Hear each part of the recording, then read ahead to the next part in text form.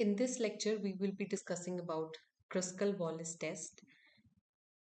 Kruskal-Wallis test was named after William Kruskal and W. Ellen Wallace, or one-way ANOVA on ranks, is a non-parametric statistical test for testing whether samples originate from the same distribution. As you can see, the Kruskal-Wallis test checks whether there is a difference between several independent groups when data are not normally distributed. And it is a non-parametric counterpart for analysis of variance. And if we talk about assumptions of Kruskal-Wallis test, the groups should be independent of each other. They should be distinct. And same with the case of observations as well. The observation should be such that the data points should not influence or predict each other, and they are independent of each other. And Kruskal-Wallis test can be used on ordinal or continuous data as well, giving it flexibility, and then the same distribution shape as well. This assumption applies only when you want to draw inference about the medians.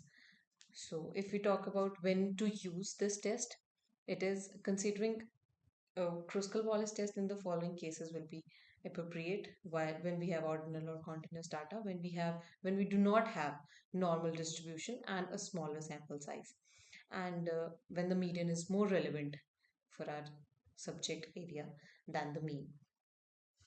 So if we talk about hypothesis, we can say that the null hypothesis will be all population are the same, or all the groups are similar, same, and the alternative hypothesis will say that all the populations are not the same.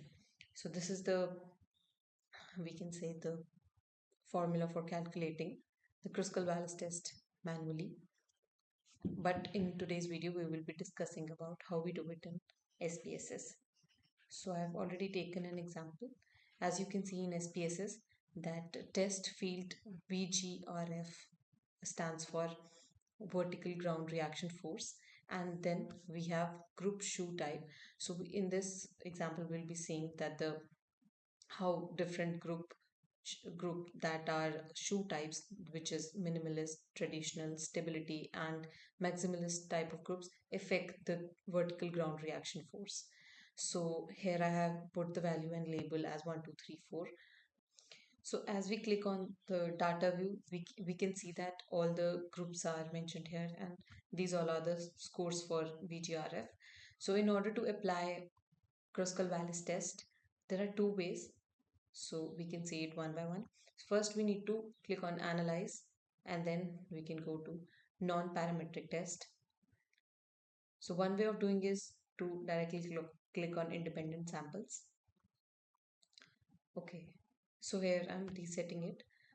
First, we will click on the objectives and click on customize analysis. Then we'll go to fields. As you can see, I've already mentioned test field, vertical ground reaction force as test fields. So we will drag it here, and then group shoe type to groups. So in again, then we'll go to settings, again customize test, and then we'll check the Kruskal-Wallis one-way ANOVA and make sure that all pairwise comparisons are selected, and then we'll click on the run. So as you can see, this is the result of Kruskal-Wallis test. First, we see non-parametric test, hypothesis test summary. In this, we can see the alpha level was 0.50 and significance is 0.24, which is less than 0.05. So our null hypothesis gets rejected. And this, in this table, we can see the total number was 16, and test statistics, which is according to the chi-square table, and it's 9.426, and degree of freedom 3, and again we can see the 0.025 as the symptomatic significance. So this is the box plot, you can see clearly. And if the significance is if the null hypothesis is rejected, it gives us the pairwise comparison of different groups, so we can check it what groups together have this the significance level, minimalist with stability, minimalist with maximalist shoe type, minimalist with traditional, stability with maximalist, and so on. So, if we talk about another way of doing it, we can go back to the data view. So, another way of doing it, you click on analyze and then again go to non-parametric test, click on legacy dialogues, and then we click on k independent samples. So I'll reset it for you guys. So first test fields, again we'll go to the test variable list and then group shoe type to the grouping variable. So as you can see, it is not showing okay. So for that we need to define the range. As we have four groups in shoe types, we will be typing 1 in minimal and maximum 4 to continue, and then this OK pops up here, and we'll go to options, check for descriptive, and then continue. We'll click on OK. So this is the result. Again, we can see descriptive statistics gives us mean and minimum and maximum standard deviation also. So these are the ranks, these are the mean ranks. Then we have again the same result. Okay, so this was all about how we apply and interpret Kruskal-Wallis test on SPSS. So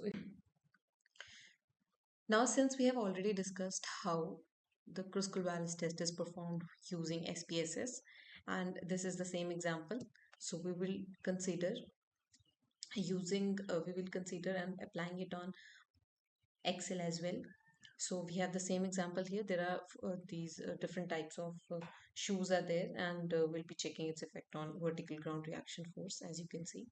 So since you know that it is based on ranks, so first one to from ascending order, the ranks will be given to each of these in their categories, and then we will be applying this formula. And since it is already written, these are the hypothesis. Null hypothesis state that there is no difference in vertical ground reaction force produced between these four groups. And the alternative hypothesis states that there is a difference between the four samples. So alpha level is already set, which is 0.05, and degree of freedom, since the k stands for number of groups there, which is 4, then k minus 1 will be 3. This is our degree of freedom, and this the critical value, we'll be calculating it. And if when we come to the formula, you can see 12 upon n plus 1, n is the sum of the sample sizes, which is 16. As you can see, 4 into 4 rows and columns is 16. And then uh, R stands for rank submission, and it's square divided by divided by number of ranks in that particular group. So this will be calculated, and at the end the will minus it with 3 n plus 1. So let's start with this is the formula as I have discussed it. So we'll start by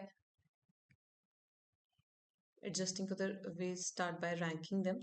So we'll consider first group, type OK, and then type rank average,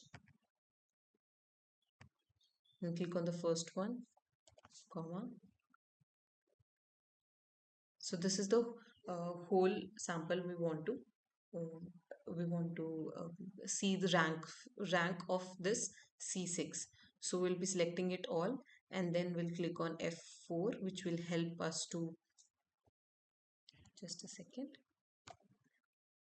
we will click on F4 now, just to lock, and then comma again, and then it shows the option descending or ascending. Obviously we will be doing it on ascending order. So uh, from ascending, so for ascending we have to type in 1, and then we'll be closing the bracket and put enter. So this, since 2 point, as you can see, since 2.1 is the smallest among them, so it showed rank 1. So we will be dragging it, and then we'll drag it here also. So this way we have all the ranks available here. Okay. So in order to now calculate the critical value first, what we have to do is we'll type in equals to chi, select this one, and then we need to add alpha level, then comma, and then degree of freedom. That's it. Close the bracket and enter. So this is the critical value according to chi-square. So in order to check our results, this will be used at the end. So since we know that sum of the samples is 16, so it is shown over here. So now we will have the rank sum. So what we have to do is equals to sum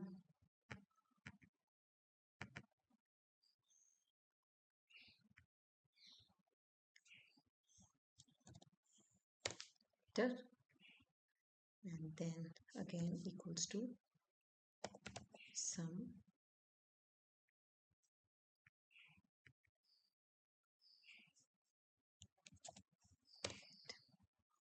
in the same way we will do for all the groups. Okay, first we need to add sum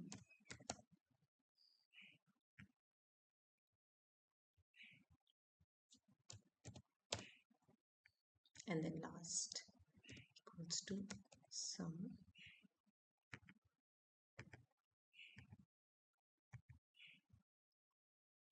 okay. Now we have sum of all the ranks, and the first part will be solved by equals to 12 divided by n. We know that n is, so we'll 16 bracket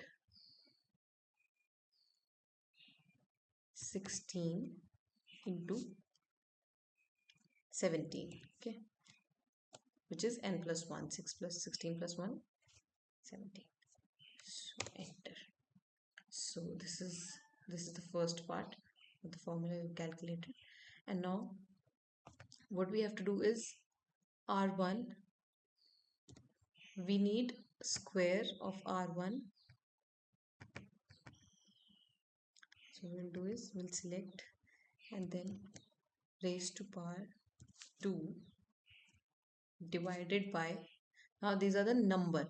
So sometimes what happen is we don't have the equal number of samples in each group, so this shows the number n1. So n1 stands for number of number of samples in rank 1. So what in group 1, so what we will do is we will select, we will type in count and then select this, then close the bracket and enter. Okay, so since it has a formula, I should, okay, you have to do same in all the cases. Is equal to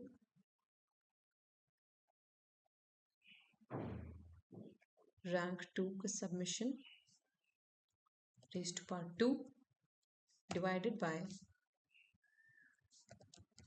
count,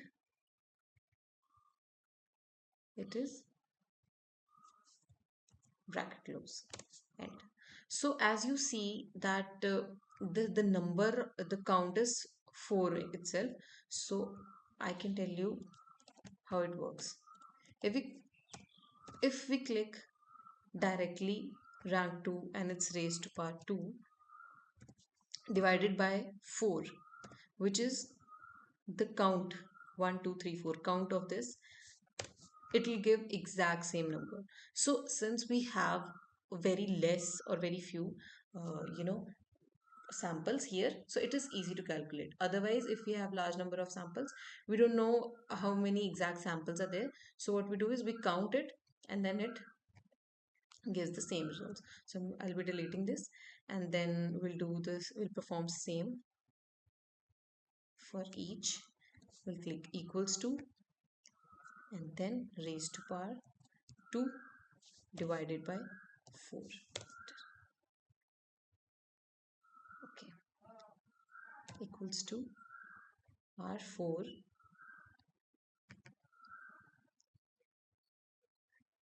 R4, yes, raised to power 2 divided by 4. Okay, so now we have everything here.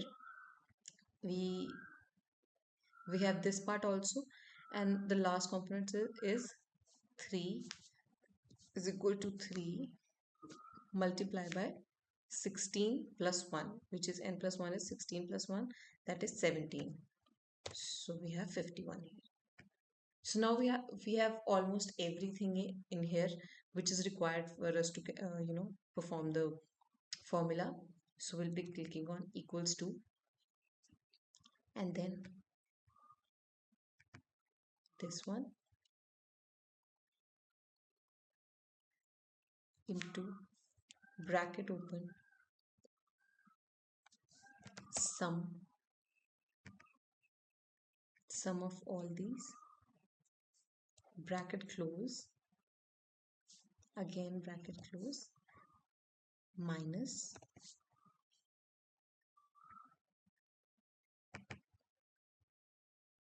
here. Okay, so we'll do enter. So as you can see, the H value comes 9.231618, which is the which is more than our critical value. So this shows that there is a significant difference. There is a significant difference between the groups and the vertical ground reaction force when we use different types of shoes here. So it also states that if the calculated test stats H is more than 5.99, we will be rejecting our null hypothesis. So since the difference is there, the null hypothesis is gets rejected. The null hypothesis that states that there is no difference in the vertical ground reaction force produced. So there is a difference. So our null hypothesis gets rejected and alternate hypothesis get accepted. So this was all about how we perform Kruskal-Wallis test on SPSS. Oh, sorry, SPSS as well as on in Microsoft Excel. So if there is any confusion or any doubt, you can comment, and we will be answering it. Thank you so much. Thank you so much for watching.